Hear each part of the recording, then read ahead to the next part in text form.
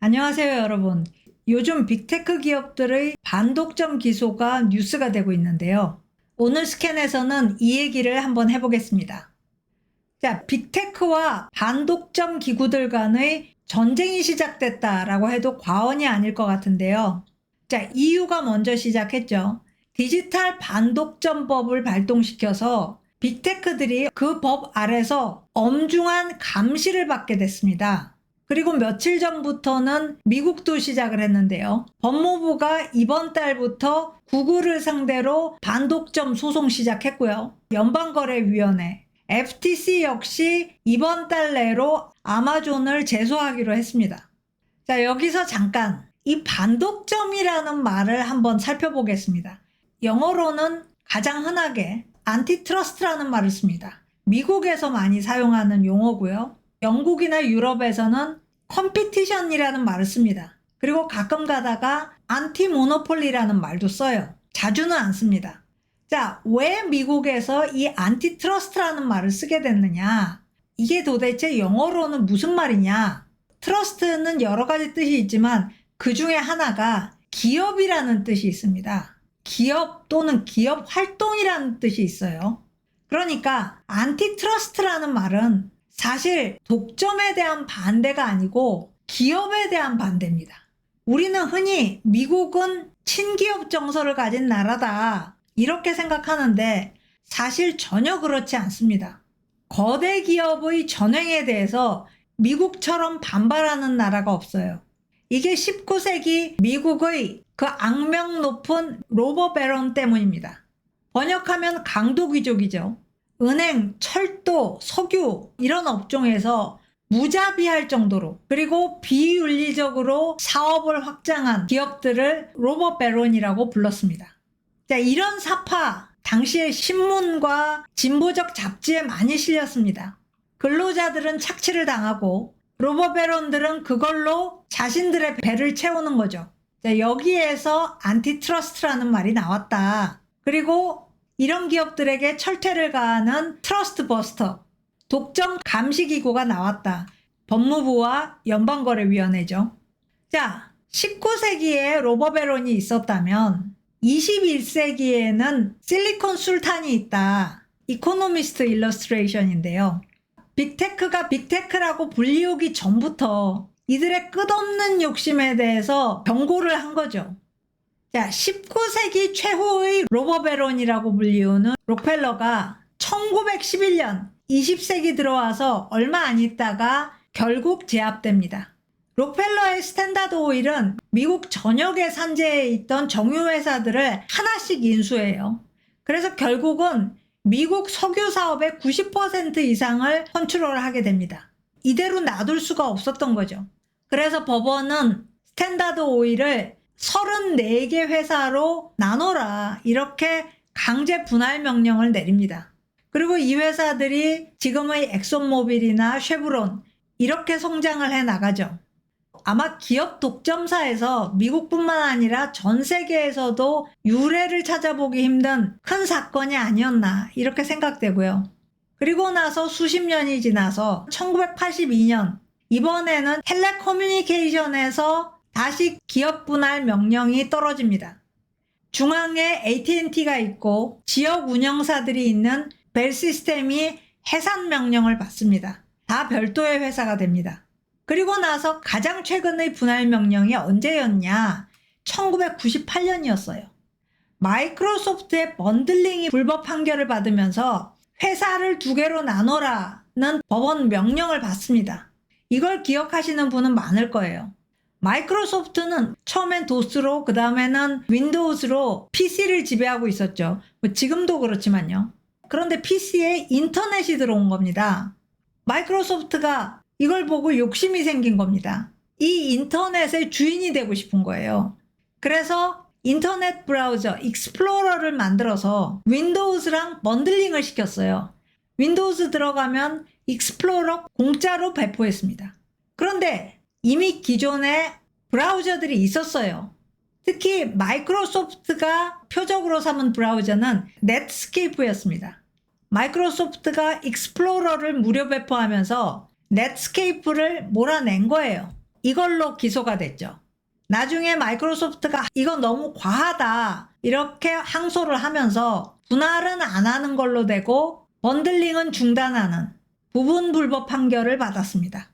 자, 그리고 그 이후 25년 동안 반독점 판결은 종종 있었습니다. 하지만 기업 분할 명령은 없었어요. 비교적 조용하게 지냈던 거죠. 그런데 왜 갑자기 지금 와서 반독점 기소가 연달아 발생하고 있나? 이유를 좀 보면요. 그동안은 빅테크들의 자연 독점 시대가 길게 있었습니다. 빅테크들은 세상에 없는 제품과 서비스를 가지고 나온 기업들이에요. 무주공산의 주인이 된 거죠. 그러면서 규모가 커질수록 제품과 서비스의 생산 단가가 낮아지겠죠. 그러면 후발 기업들은 시장 진입하기가 거의 불가능해집니다. 후발 기업은 그렇게 낮은 생산 단가를 맞출 수가 없으니까요. 자, 이 빅테크 기업들은 네트워크 효과를 통해서 고객들에게 더 낮은 가격으로 서비스를 제공하게 됩니다. 기업과 고객이 윈윈하는 거죠. 이상적인 상태가 상당히 오랫동안 지속이 됐습니다.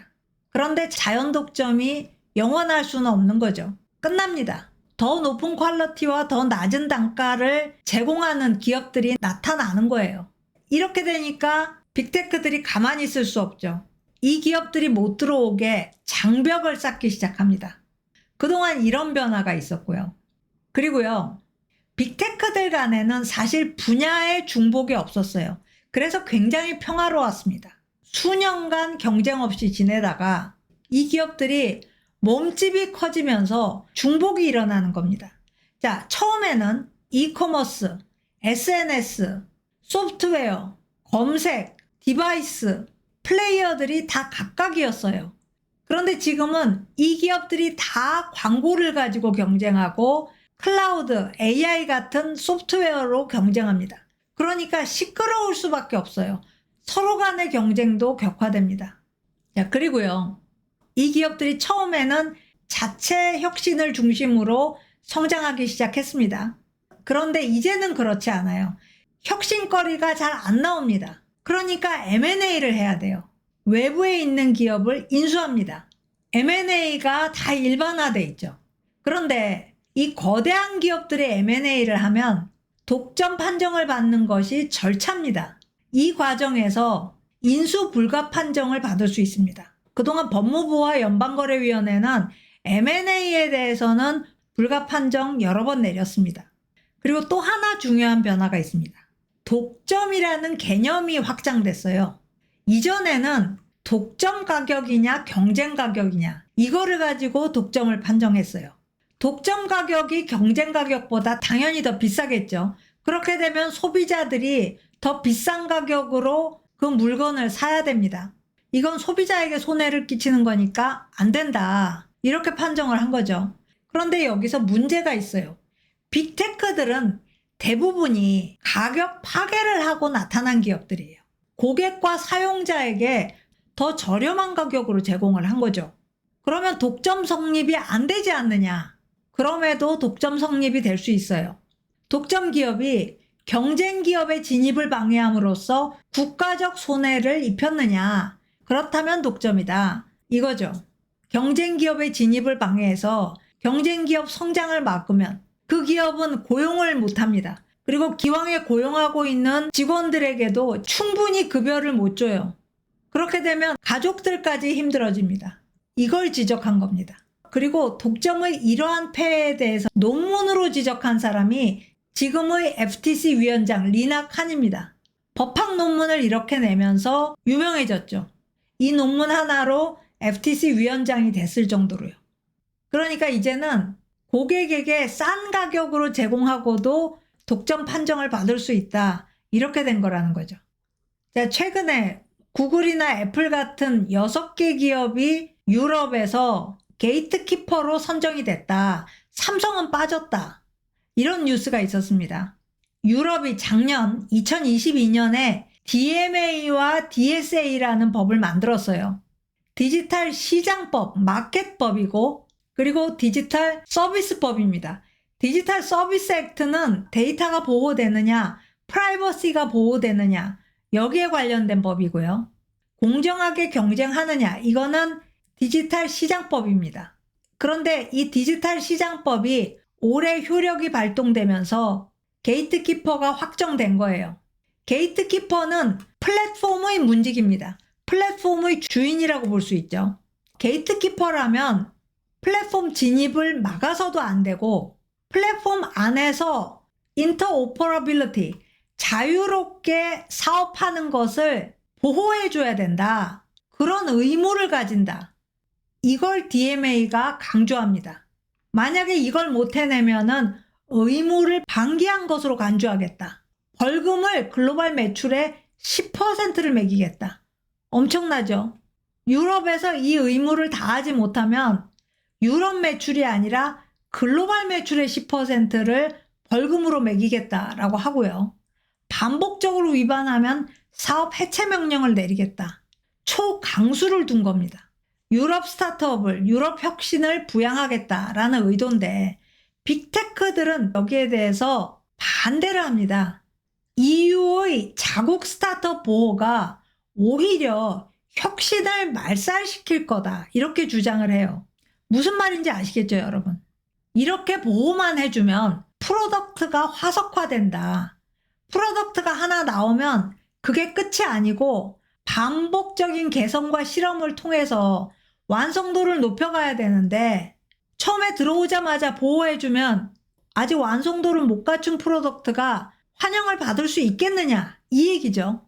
거기에다가 이 플랫폼들은 다 빅테크가 투자해서 만들어 놓은 겁니다. 거기에 무임승차를 권장한다는 건 말이 안 된다, 이렇게 주장하는 거고요. 스스로의 혁신 역량을 키워야 강해지는데 보호만 받으면 결국 도태할 수밖에 없다, 이렇게 얘기하는 겁니다.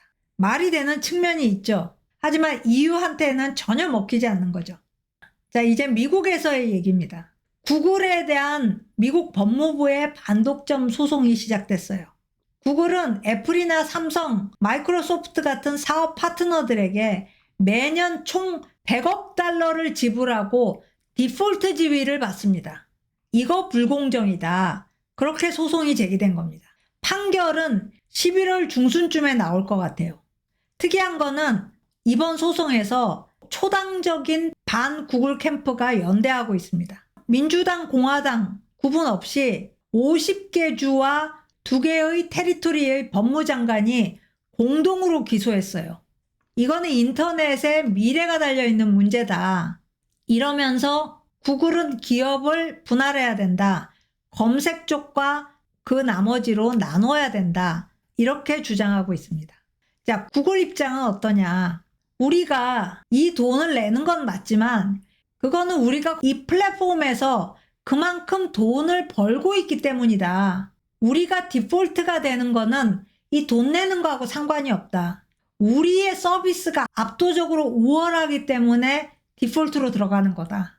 이렇게 주장하는 거죠. 구글이 전 세계 검색의 90%를 차지하고 있습니다. 그리고 검색에서 대부분의 매출이 발생합니다. 구글로서는 져서는 안 되는 싸움인 거죠. 자, 가장 최근의 기업 분할 명령. 1998년에 마이크로소프트를 기소한 검사가 켄트 워커라는 사람인데 이번에는 구글의 변호사를 맡고 있습니다. 구글 법무팀장이에요. 워커 변호사는 이렇게 얘기를 합니다. 당시의 MS 건과 지금의 구글 건은 완전히 다르다. 당시는 거대한 소프트웨어 회사가 인터넷 스타트업을 말살시킨 사건이다. 거기다가 마이크로소프트는 브라우저에서 후발주자였다. 품질도 더 떨어졌다.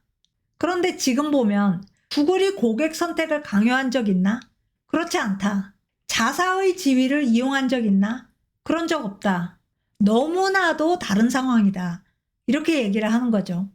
자, 경론이 벌어질 겁니다. 거기에다가 9월 하순에는 연방거래위원회가 아마존을 기소하기로 돼 있어요. 아마존 이커머스 두 가지입니다. 아마존닷컴이 있고 아마존 마켓플레이스가 있죠. 아마존닷컴은 아마존의 물건들이고 마켓플레이스에는 제3자들이 들어와서 물건을 팝니다. 그런데 아마존이 이 마켓플레이스 업자들에게 자사 물류 서비스를 강요했다는 거죠. 불공정 대우를 했다는 겁니다. 이 건과 관련해서 아마존과 FTC가 회의를 했어요. 거기서 FTC가 아마존에게 구조적 변경 해법을 제안했습니다. 기업을 분할하라고 한 거죠. 이커머스와 클라우드 나눠라. 아마존이 단칼에 거부했습니다. 그래서 법정으로 가는 겁니다. 만약에 이 두 건 중에 하나라도 실제로 분할 명령이 내려진다면 충격은 진짜 크겠죠. 그러나 미국 정부 입장에서는 장기적으로는 기업 활동을 부양하는 거다. 국가에게 득이 될 거다. 이렇게 보는 거죠. 자, 오늘 스캔 여기까지입니다. 고맙습니다.